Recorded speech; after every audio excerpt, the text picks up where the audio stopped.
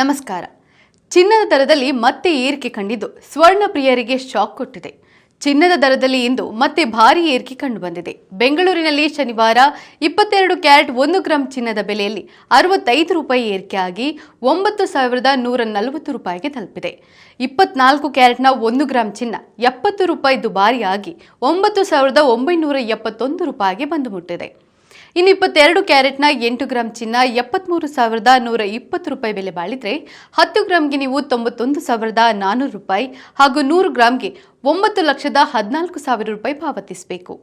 ಹಾಗೆ 24 ಕ್ಯಾರೆಟ್ನ 8 ಗ್ರಾಂ ಚಿನ್ನ 79,768 ರೂಪಾಯಿ ಬೆಲೆ ಬಾಳಿದ್ರೆ 10 ಗ್ರಾಂಗೆ ನೀವು 99,710 ರೂಪಾಯಿ ಮತ್ತು 100 ಗ್ರಾಂಗೆ 9,97,100 ರೂಪಾಯಿ ಪಾವತಿಸಬೇಕು.